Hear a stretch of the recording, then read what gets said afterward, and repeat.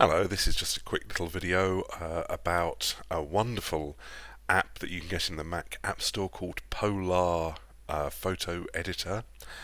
It plugs right into Apple Photos, which is in turn built into the new version of the operating system, Sierra, and it was in the previous one too, El Capitan.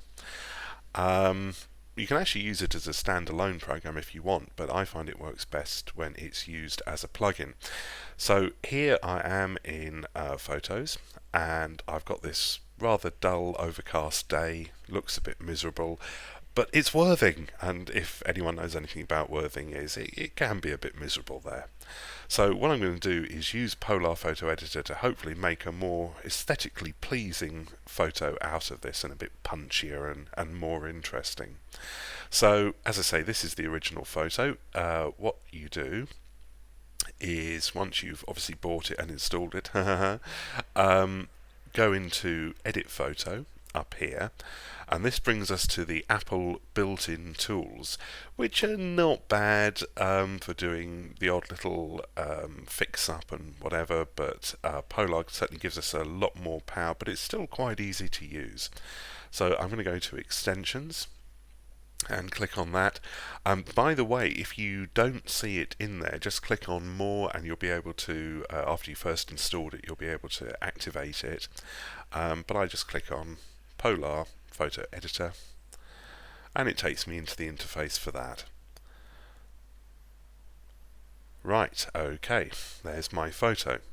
Well, the first thing I'm going to do is go to my adjustments here, and I'm going to give it a bit of an adjustment all over. So I'm going to go to Light, and I'm going to bring up the exposure a little bit. There we go. I want to be a little bit careful because I don't want to clip out the white in the clouds up here. I want to keep those, but just to bring it up a little bit. I'm then going to go to Colours, and I'm going to play around rather than saturation, which if you push it too high goes a little bit unnatural looking and very, very strange. I'm just going to play around with the vibrance a little bit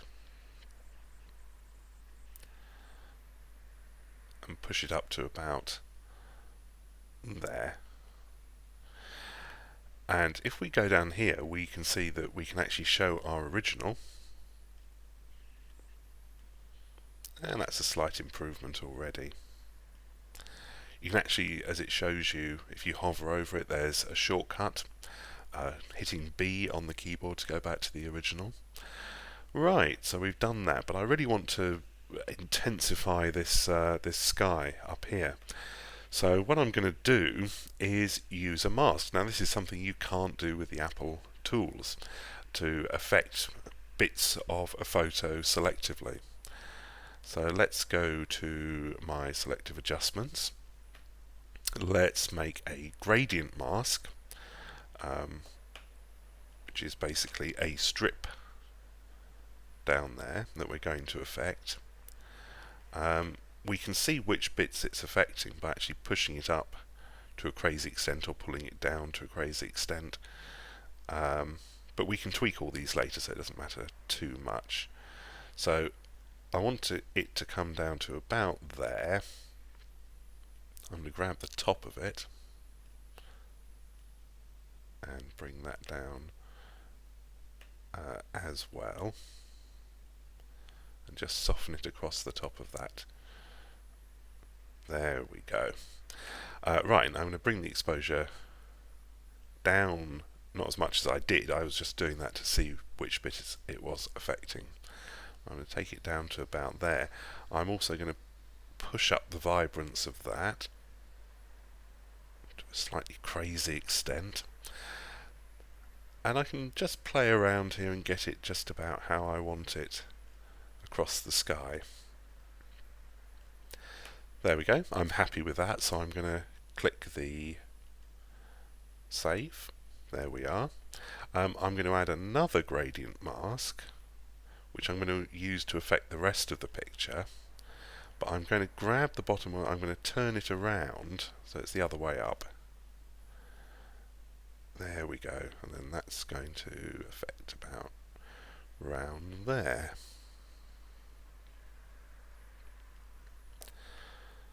And here again I'm going to push the vibrance again, and it's already put the exposure up by default, but yet that's looking more like a sunny day as far as the beach is concerned. If I hit B, I can go back to my original. As you can see, there's a big difference, and now I'm being interrupted. There we go. So that is an improvement already. Just noticing a little thing. There's not much sort of colour in this sand down here, and that kind of gives it away that this is a modified photo. So I'm going to accept that gradient mask.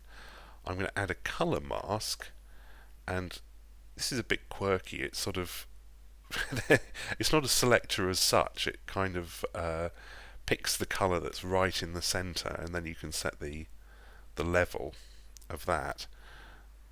I'm going to put it about there. Might widen it out a bit.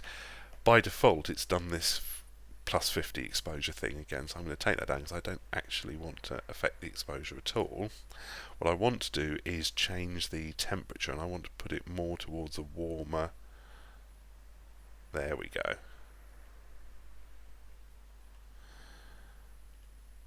Yep, looks good to me.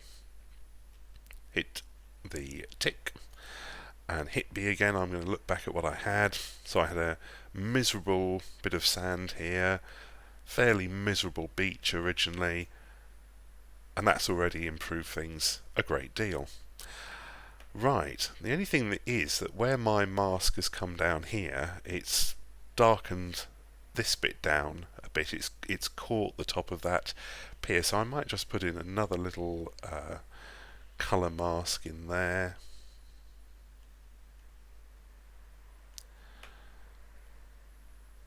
Just push the exposure a bit. I might actually shift the colours of that a bit warmer as well.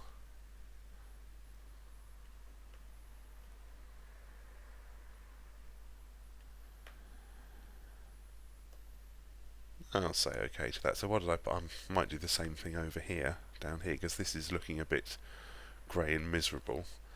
That doesn't look too bad over there. So let's tick OK on that. Let's make another colour mask, shove it over there on the building.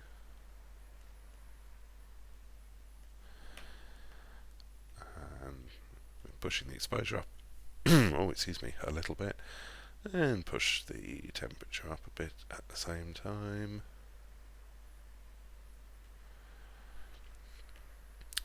There we go. And I click OK. If I look at my original, yeah, big difference. The nice thing is I've got my masks separated out here, so I can actually alter them a bit more if I want to. If I want to bring that down a little bit like that, I can do, and I can actually affect what the mask is doing. So I'll tell you what,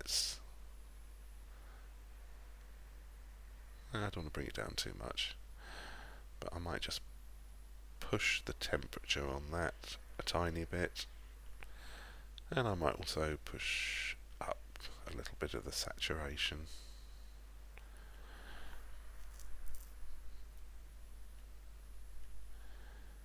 There we go. Tick. So, going back, original, improved version. And I hit Save Changes, and it is done. Now, the nice thing is, if I go back into extensions and I go back to Polarr Photo Editor, hey look, there's all my masks, there's my original edits that I did.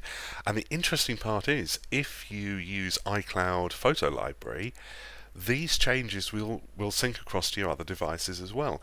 So if I go across to my laptop and I open up this photo and I pick Edit or go to the extensions and pick Polarr Photo Editor, my same masks and edits will be in there. So it's a very clever system, really. Anyway, I hope you enjoyed the video.